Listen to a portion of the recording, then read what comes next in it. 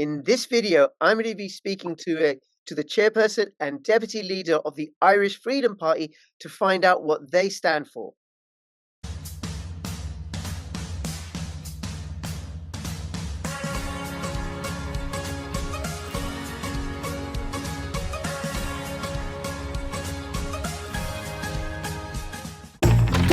Using Wi-Fi without NordVPN could mean sharing your private stuff with more people than you think.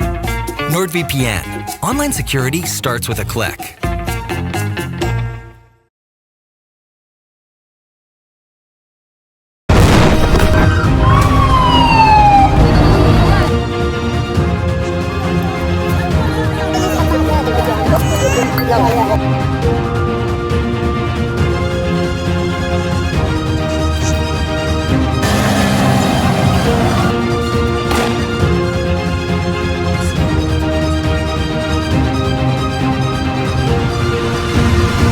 The world has failed, I tell you. The world has failed yet again.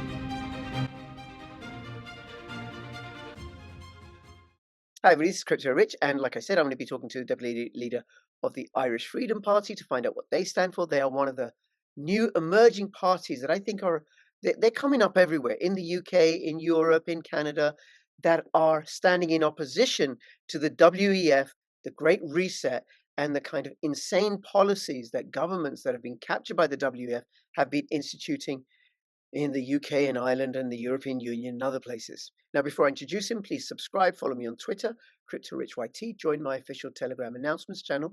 And if you're watching this on YouTube, please come over and support me, support my work on bit.ly/CryptoRich3Speak, bit.ly/CryptoRichOdyssey, and bit.ly/CryptoRichRumble. Those are all censorship-resistant platforms.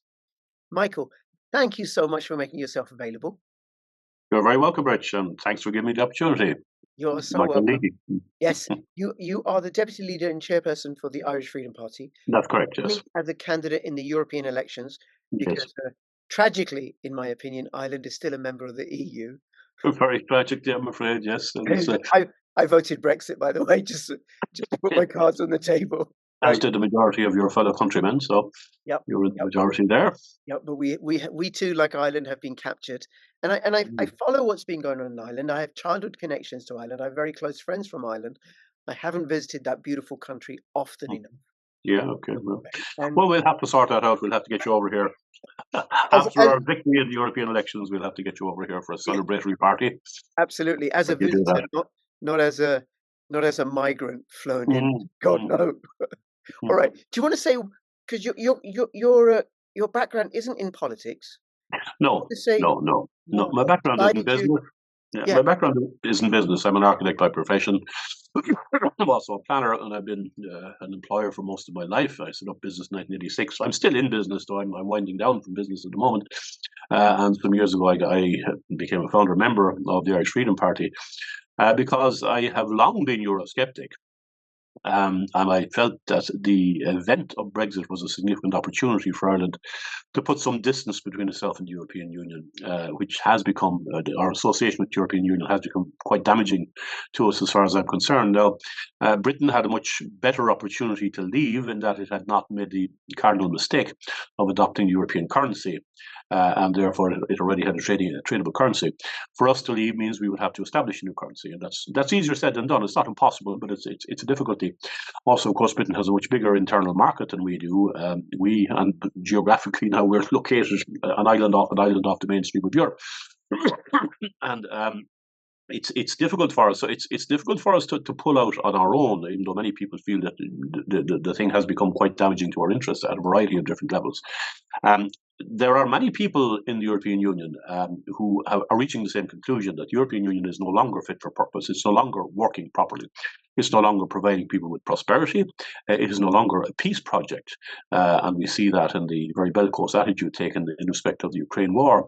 And it's no longer a democratic project. Well, it never was really a democratic project, but it spoke at length about protecting democratic values. But in fact, it has now become something of a menace to democratic values. Many of the attacks, for example, that we see against freedom of speech emanate from European Union directives. It has very much, it's adopted a system of politics which is hidden hidden, which is secretive, which is controlled by internal vested interests, by lobby groups and by NGOs, and is not answerable to the people. Somebody like Ursula von der Leyen, who is a major player in world affairs, never has to stand before the electorate. She makes extraordinary decisions that affect the lives and the deaths of many millions of people worldwide, but she never has to answer for those decisions to an electorate, and it's the same with all of the European Commission. So it cannot talk about proper European values or democratic values. Okay, it is also... Hold on, please. I'm going to push back right now. I know the answer to this, and I suspect you do. But many people who are in favor of the European Union don't get how anti-democratic it is. You are running to be a member of the European Parliament. So surely that's an indication of how it's democratic and the people's vote count and people have a say. So how can you say it's not democratic? The European Parliament is, I think, the only parliament in the world, certainly one of the very few parliaments in history, where the parliamentarians do not have a right to propose laws. So it's called a parliament, but it's not a parliament in the sense that any Democrat would understand that term. The decision-making power still rests very much with the Commission. As I say, if I were elected to European Parliament, I will be elected to European Parliament, I would not be in a position to propose legislation. I can only discuss the legislation which has been presented by the European commissioners, who are non-elected people. So in any meaningful sense, it's not a powerful parliament. Now, it does have certain powers. What has happened up to now is that all of the people who have gone forward for European election have been Europhilic. They have promoted the Commission line. They have never rocked the boat.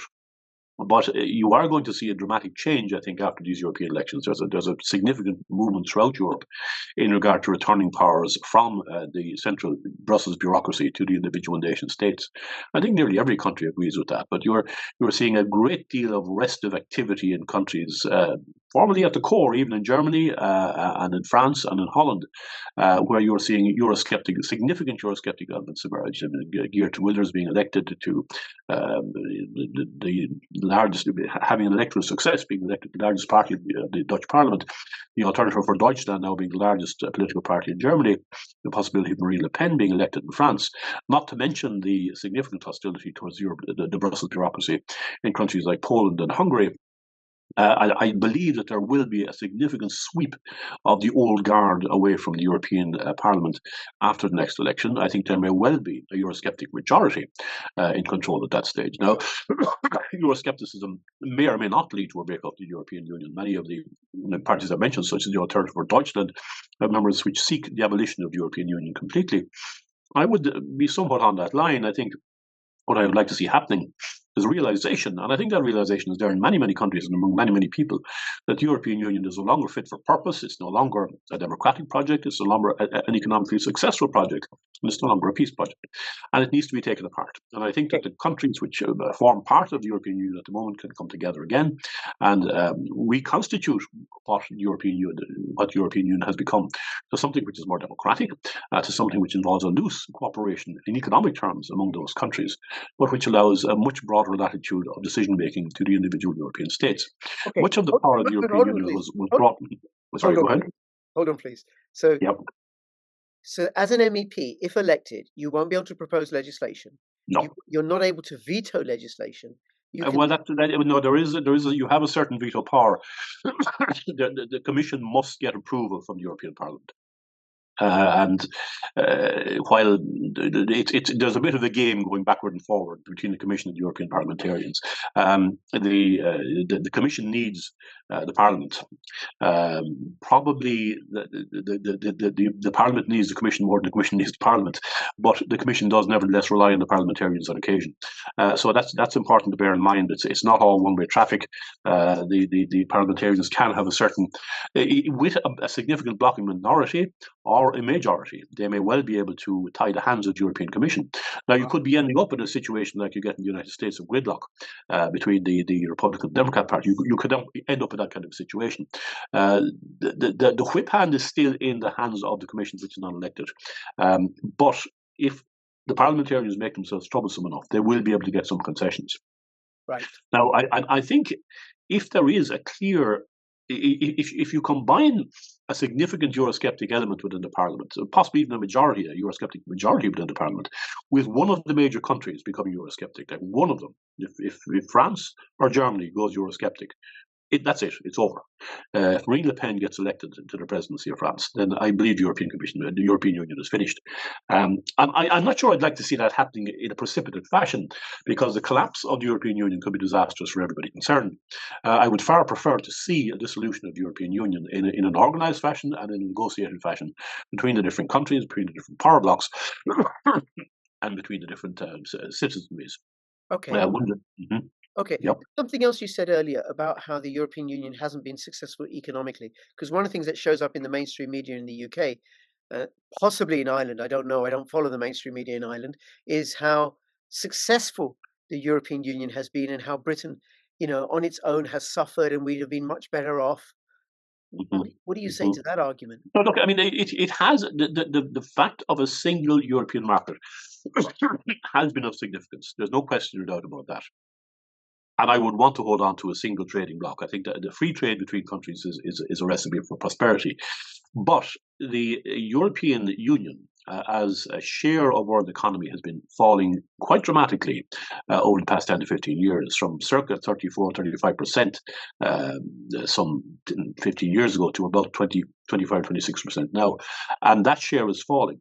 Now, you're also looking at a situation of both the major Western currencies, both US dollar and European and the euro, being very, you have to wonder, are they soundly based currencies anymore?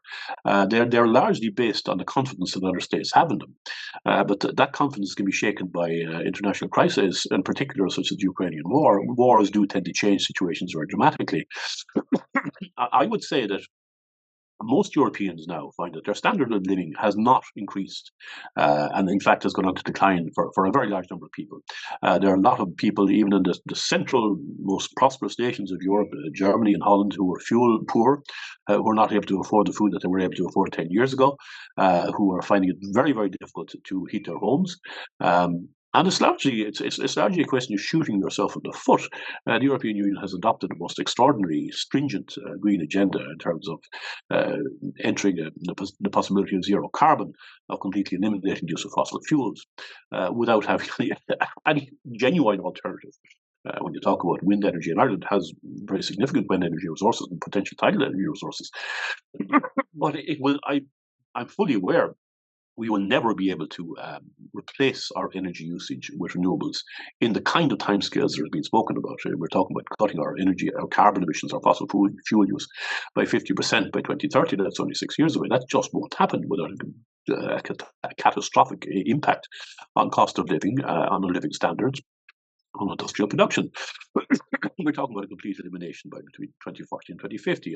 I just don't believe it's going to happen. I'm all in favour of alternative energy sources, because for no other reason that fossil fuels are a limited asset and they will eventually run out. But I certainly don't believe we're in anything like the kind of emergency that we're being told about. So but this is what happens when you have a polity which is not democratically accountable, where people can make up these ridiculous stories about climate alarmism and where the planet is burning every 6 years left or 12 years left. And how often have we heard this? Going back to the 1970s. In the 1970s, I remember we were talking about a new ice age, and by the 1990s, it was the hole in the ozone layer and then climate alarmism and global warming. And the solution is always the same: more government control, more government power, more taxation, more restrictions on a free economy, and none of which makes any sense whatsoever. But when you have a political system that is completely ideologically driven, that never has to answer to the people, you're going to get these policies imposed. And in Ireland, we have a terrible phrase that we have international obligations, which means you're effectively not a sovereign state. When we question the replantation of our country, we're told, oh, we have international obligations. When you actually look at these international obligations, you find they're not nearly as binding as our governments often like to claim. Governments tend to like this because it enables them to do whatever they want, and pretend to people that they have no alternative. And that's what they're doing in this country. We are told that we must bring in an unending number of migrants, despite the fact that we're a sovereign nation and we could close our borders if we wished to. But all kinds of obfuscation is put in your way when you put that suggestion forward. And we're told that we must be good Europeans and that we must do our bit, even though we've done far more than our bit. In regard to economic prosperity, I think many people in Europe now are feeling the pinch. They are fuel poor. They are finding it very, very difficult to keep up with the levels of inflation that are building. And a lot of it has been induced by the sanctions that were imposed against Russia by the European Union, which is participating in this war and is doing itself far more damage than it's doing to the Russian economy. In fact, it's done a great deal of good to the Russian economy. Sure. And Michael, I'd like to offer you something that isn't covered by the mainstream media, but I do talk about it on my channel and some of my other videos, which is how completely broke the ECB is. Completely broke. The European Union was in such good health that from 2014 to 2022, they had negative interest rates and zero interest rates. That's just insane economic policy.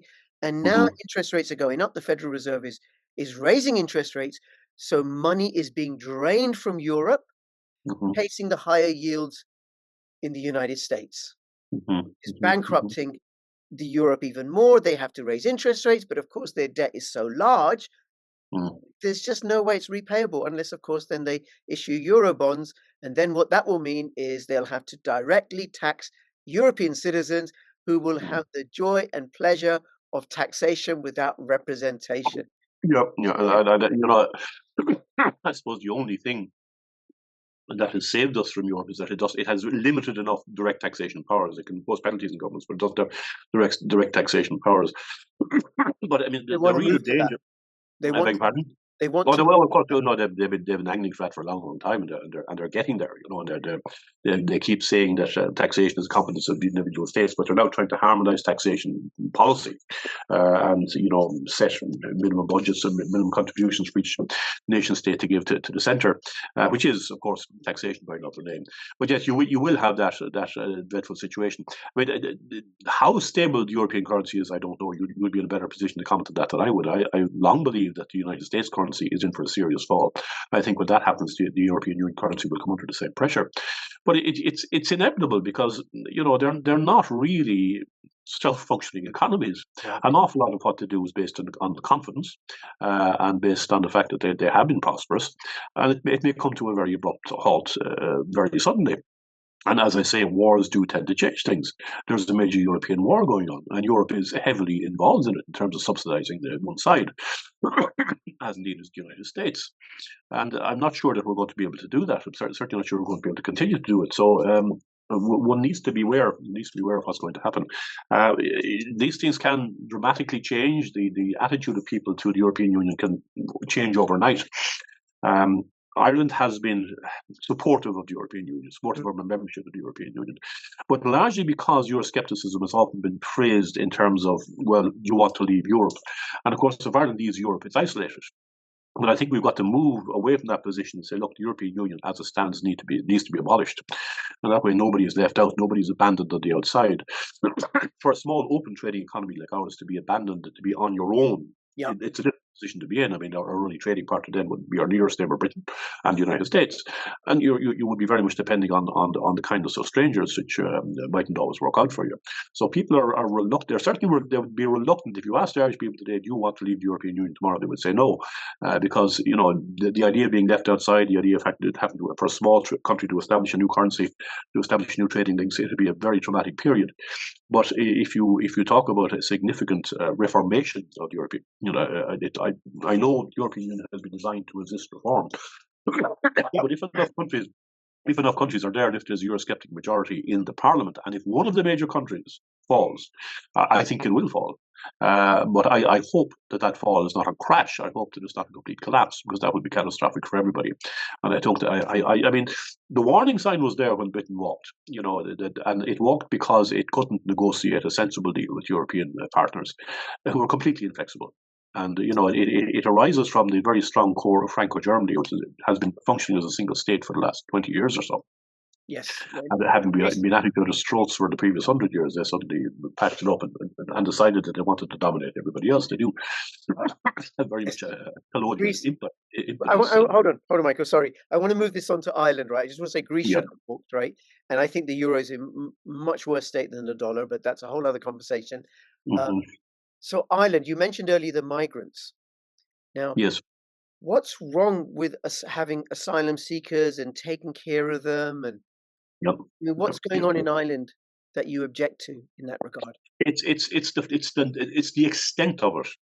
Ireland now has a higher proportion of people born outside the country than any other country in history. The United States, at its peak of immigration, which was around 1907, 1908, that kind of time, the total number of people in the United States born outside of the United States was 14 or 15%. In Ireland, it's now 20%. So, in regard to the key demographic, the working age demographic, say between the ages of 19 and 39, the number of people in Ireland born outside of Ireland is about 33%. That's 1 in 3. And of course, that's the most productive in terms of reproduction. It's the most productive in terms of work.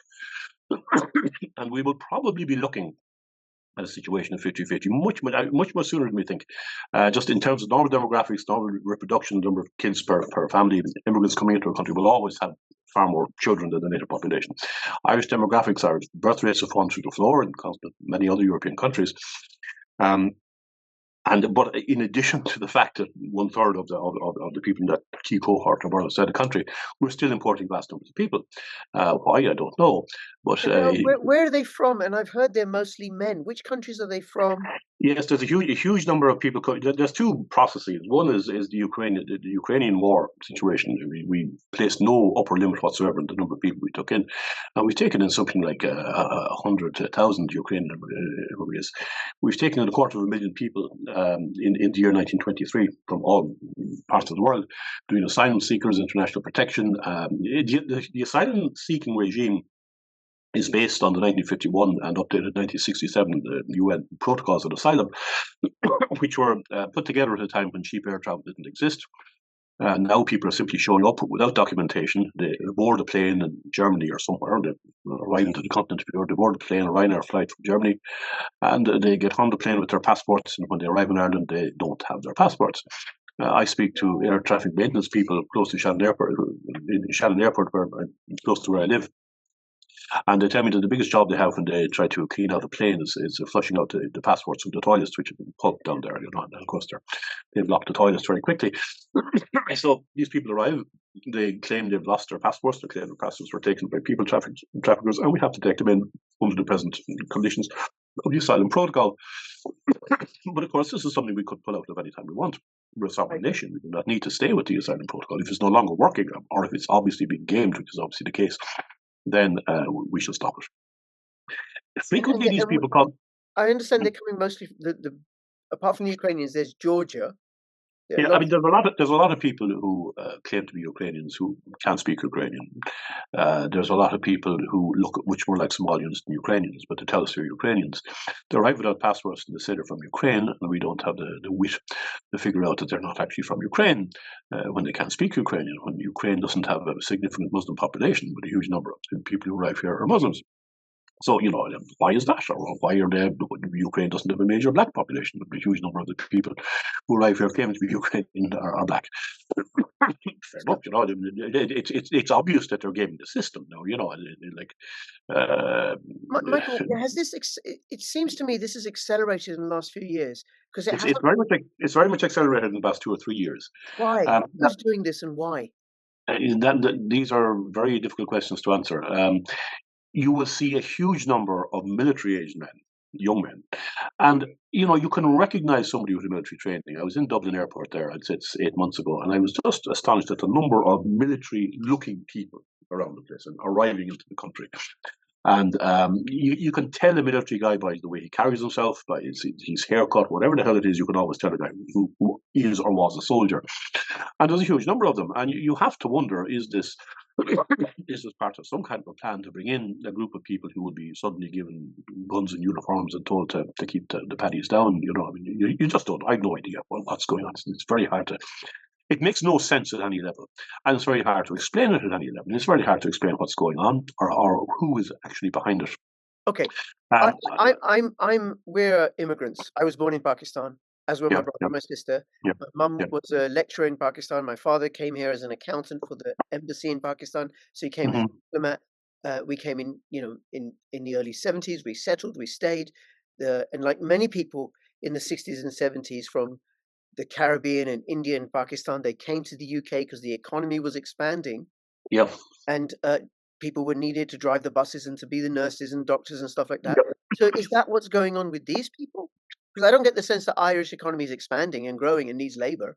You see, there's an awful lot of people who have legitimately entered the country. There are people who enter the country under the international protection regime and under the asylum regime, and they're the big numbers in recent years.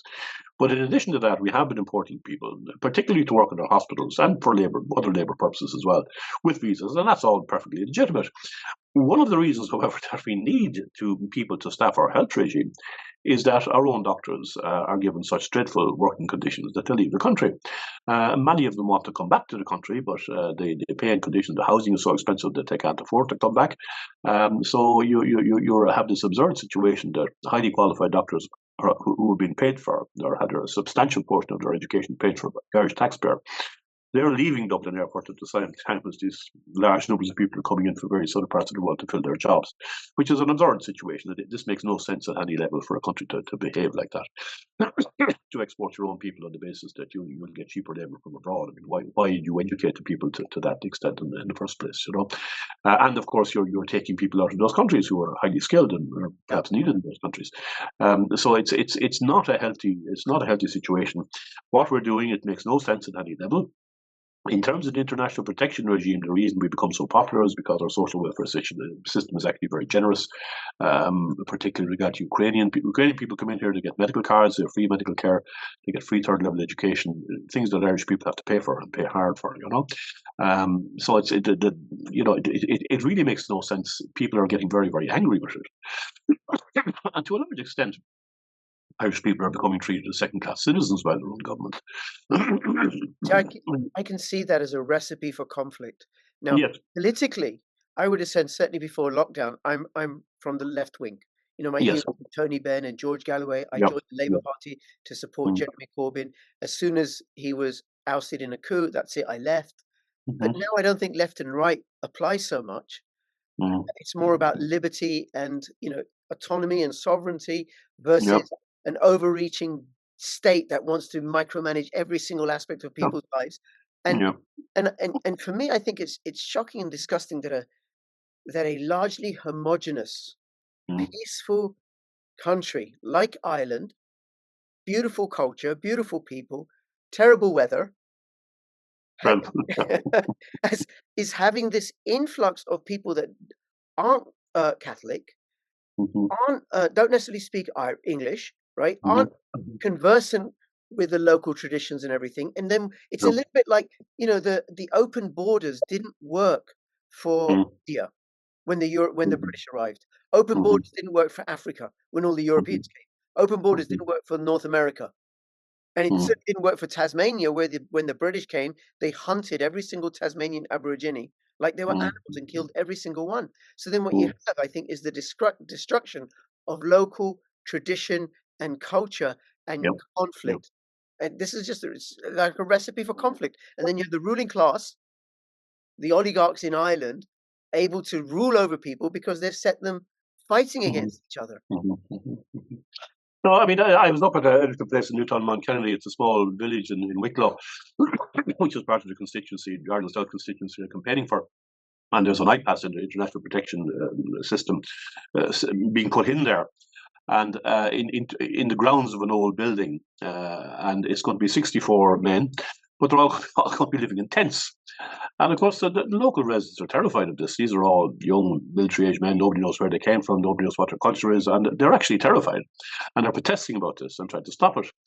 And I was looking at the video of it there today, and guards brutalizing people who are protesting, not letting them have any say in how their own community is being run, and importing these people into the country who are allowed to live in an area that nobody will ever get planning permission for, simply and purely because they're refugees. And one of the things that the government did was some 6 years ago, they introduced a regime.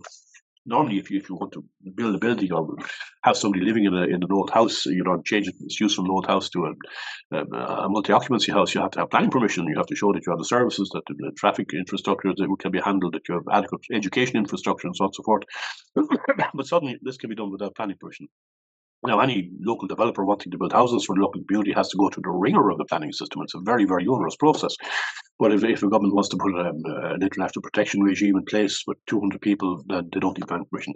Normally in the planning process, the local community can have a say in what's done. They can object. They can get their councils to represent their interests.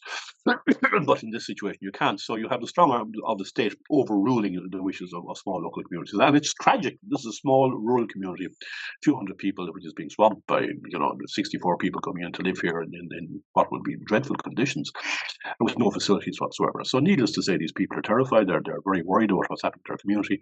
And the right, somebody set a building on fire there last night. And you really, whenever there's a problem, somebody starts a fire, and you really wonder who's doing it. Because I know the people who are there, and I know perfectly well they're not arsonists. They just wouldn't do that kind of thing. And you have to wonder, is this a false flag operation in order to justify a heavy-handed police action? Because suddenly the riot squad is brought in, and they don't take any prisoners, and when they're brought in, they will just bulldoze their way through the local community, and it's a dreadful. Those police officers, that riot squad, they're local people. They're Irish people. You see, this is the thing. The riot squad will not be local people. They'll be brought in from outside, and that's the excuse is that they're brought in from outside because of this so-called arson. But again, you really wonder who's behind that and who's doing it, because nobody has ever been charged with these arson attacks. But a lot of these facilities have been subject to arson, and it's the far right is blamed for this. But who's doing it, we don't really know. You and I both, Michael. We're both far right. I'm sorry. You and I both. We're both far right. I am also a white supremacist, apparently, as well. Yes. A remarkable achievement, Rich, I must say. But no, I mean this term "far right" is being used to describe almost anybody who disagrees with government or with the government narrative now, and it's wearing very thin. I think people are getting very tired of it. The media is losing its power. It really is losing its power, and people who use that term are being seen through very, very easily. But no, it's awful to see. I mean, I was up in that place in Newtown on Kennedy a couple of weeks ago, and they're just ordinary local people who are concerned about their community, and they're being portrayed as fascists and far right and arsonists, and it's just nonsense. It's just nonsense. Absolute nonsense. Because Ireland, it has been a victim of British colonialism. It's never been a colonial power itself. It doesn't have the sort of arrogance, imperial legacy that I think runs through the British elite. Okay, now I want to move on, right? Because we've about 10, 15 minutes left. But I want to talk about other policies that you have, and just really an opportunity for you to say what else the Irish Freedom Party stands for. Well, in regard to the Freedom Party, we are a democratic party. One of the reasons I became involved in politics because of the burgeoning attacks against free speech. Some 4 years ago, the government floated this idea of a hate speech legislation. Now, we already have, and have had since 1989, an effective anti-incitement legislation, which means that if anybody incites violence against any named person or any group of people, then it can be charged with an offence. And that's worked quite well, and we don't get incitement of violence. People do not incite violence against fellow people, and it's regarded as something you just don't do. But that's to be expanded very dramatically in two ways. First of all, a series of protected groups are to be put forward. And they will be protected on the basis of sexuality, gender, ethnicity, religious belief, and some others, gender identity as well, And if you make a comment which could be construed as being offensive to those groups, you can be prosecuted. And it's very, very broad, or which could be seen to be engendering hatred to those groups, or which is motivated by hatred towards those groups, you can be prosecuted. Now, oddly enough, political affiliation is not one of the protected classes. So you're introducing this a two-tier system of law. Some people will be protected and other people will not be protected. But nobody knows what hatred is. The legislation doesn't define what hatred is. And it was passed almost overwhelmingly by the Parliament, but then people began to read it and began to see what was involved in it. And it would create an absolute circus of chaos within the police force. I think this is something similar has happened in Scotland in the last weeks, where in the first few days, in 8,000 companies, everybody with a chip in their shoulder would be lining up to make complaints under this legislation, and to have people prosecuted under this legislation. It would be a blackmailer's charter. and it'll be a bullies charter, and it will be used overwhelmingly against certain groups and in favour of other groups. And I think we all know who the favourite groups in society are today. But of course, that can change. Things can flip around very easily, and the people who are in favour today may well not be in favour in 5 or 10 years' time. But the law is just manifestly unjust and manifestly wrong. It has, I think, begun to waken people up. I think even government backbenchers are beginning to see that this is a step too far, but the government is not backing down on it. They want to impose this. And this largely comes from the European Union. It comes from European Union directives on the integration of various peoples. The way we implement European Union legislation tends to be very draconian, tends to be very conservative, and tends to be very damaging. So that's one of the areas we are, and this is a major row in Ireland at the moment. As I say, people are beginning to wake up to it. People are finally beginning to see through the government. They're finally beginning to see that the government is not necessarily acting in the interests of the people, and they're beginning to be quite suspicious of what the government is up to. That's why the elections coming up on the 7th of June are very important. They do give the people an opportunity. They're a bit like a midterm election. There's local elections, there's European elections. And there is an opportunity to give the government a bloody nose, and I think the people are going to take it. We had some referenda recently in Ireland where the government wanted to redefine what a family was, or redefine what marriage was, and they were both overwhelmingly defeated by the people, much to everybody's surprise, certainly much to the government's surprise. But I think people, it was very much a reaction to what you might call the woke agenda. And people did strike back, and I have a feeling they're going to do the same in the elections on the 7th of June. At least I hope they will. Me too. So that is an opportunity. We are a Eurosceptic party. We want to see a significant repatriation of power from the European Union. As I said before, the European Union has been designed to resist democratic structures. It's been designed to prevent repatriation of power. But it has to happen because I think the European Union has become top-heavy. It's become excessively bureaucratic.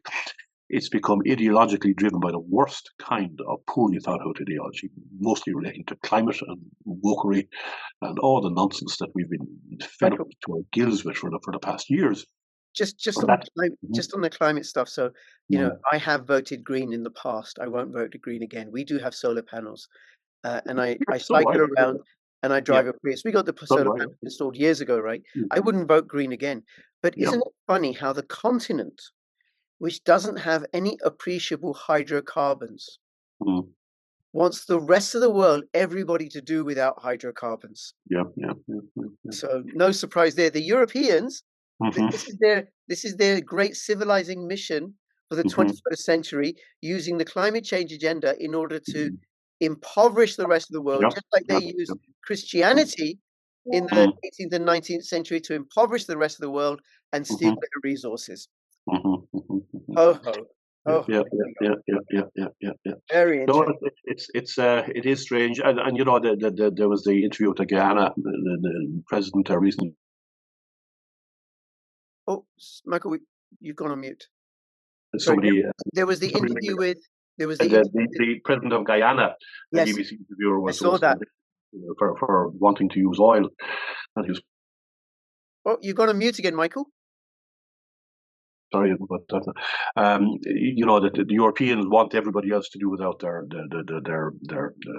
comforts and their industrialization. Now that Europe has industrialized and has done all this damage, they want everybody else to stop. It's very much a colonial mindset, and it really is absurd.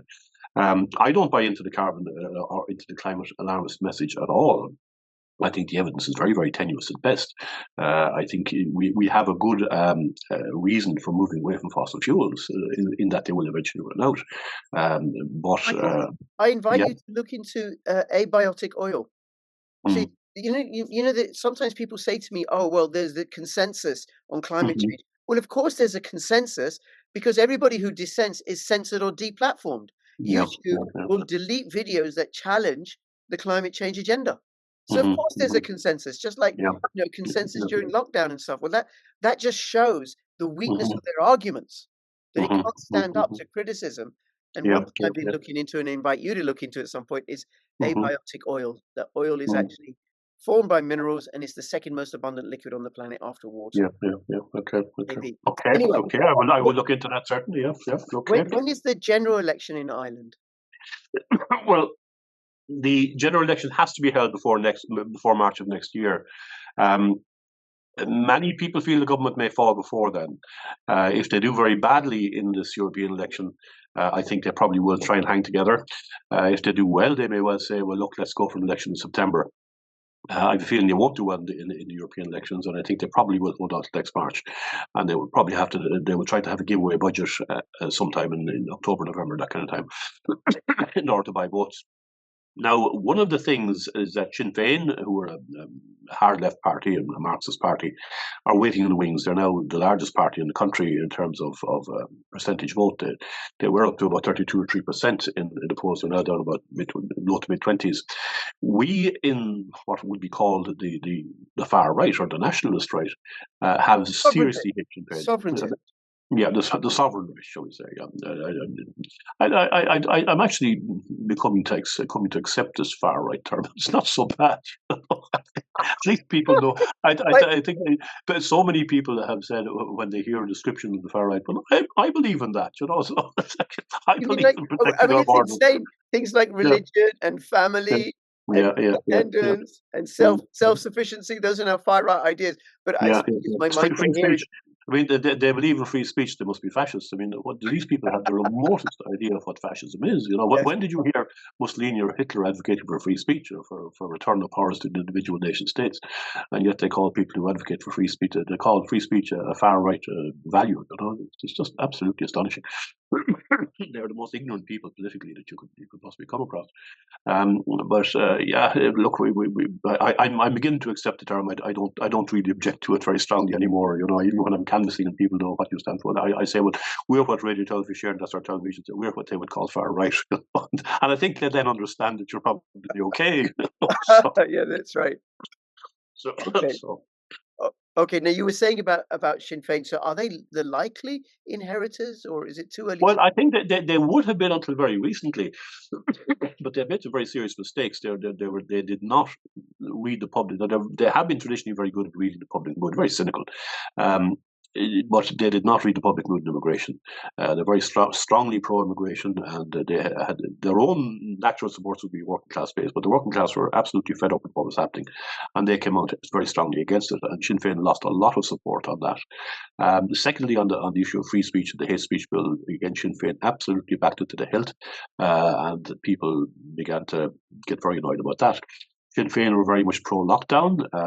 Now, there was a kind of an emerging political movement at the time of the lockdown, and the vaccinations, mandating vaccinations that led to a certain political awareness that has now morphed into a lot of the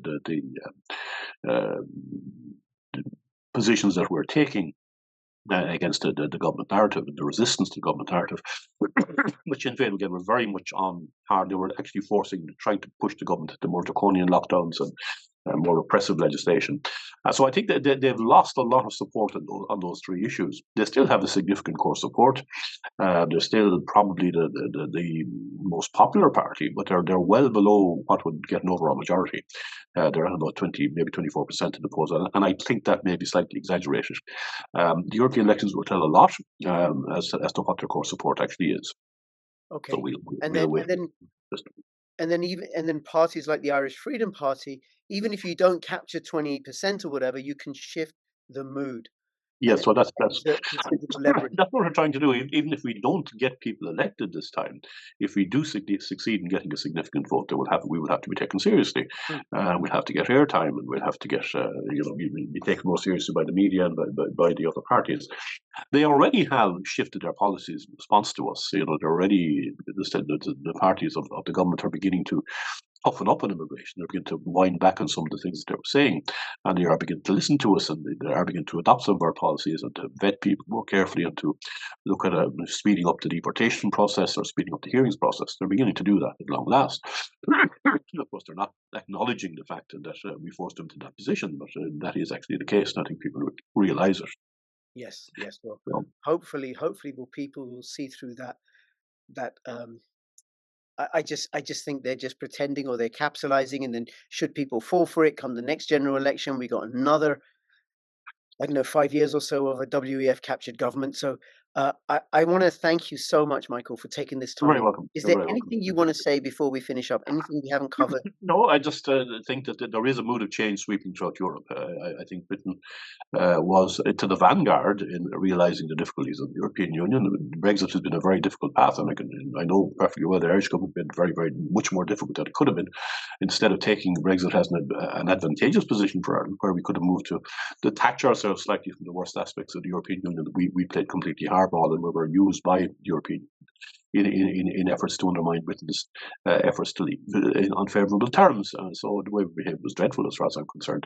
But I think there is a mood of change sweeping through Europe. People are waking up to the fact that the European Union has lost its direction, that it's not democratic, it's not promoting prosperity, and it's not promoting peace. So I think there will be significant change after this European Parliament election. Good. Now, as I said, the European Parliament is not very powerful, but it does have some leverage. And if, as I say, one other major country falls, it goes in the direction of Italy. If you take it, if Italy becomes, if one other European country goes in that direction, I think it will embolden Italy as well. If either Germany or France or Spain goes in that direction, and I think that could easily happen, then I think you will see very radical change in the European Union, possibly to the point of its abolition, which I think would be no harm. I think I would like to see the European countries coming together again and renegotiating an open trading arrangement, which is really all that Europe should ever be. There should never be the concept of united. European Union was a bad idea. European Economic Community was as far as it should have gone. Changing it to the European Union and giving it the legal architecture of a state was a big, big mistake. It's tied the hands of far too many countries. It is dominated by a handful of countries, namely France and Germany. Yep. Even major players like Italy or Spain are not able to have anything like the same role. And Britain did not have the same role as either France or Germany when it was a member, and I think that's one of the reasons that they walked. So, but I think it's changing. I think many countries are fed up with the whole process. Many countries have been very poorly treated by Europe, such as Hungary, such as Poland, such as Greece, and such as Ireland. We were robbed blind during the economic crash. We were forced to take on the banking debts of the Franco-German banks, which we had no legal obligation to do whatsoever. But we were pretty much told if we didn't, our economy would be destroyed. We were basically threatened, and we had no choice. And utterly turned in an absolutely enormous state. Yep. Well, Michael, listen, thank you. I wish you the very best. You're in the Ireland South constituency for That's correct. and I look forward to following the progress of the Irish Freedom Party. And thank you very much, Rich. Thank you very much. I'll have all the links in the description below for the Irish Freedom Party, so please do go ahead and support them. And between now and when I see you next, please keep filling your pockets with freedom. This is this has never been said to him before. This is Crypto Rich and Crypto Michael signing out. All the best. Okay. Bye-bye. Thank you very much. Bye now. Bye.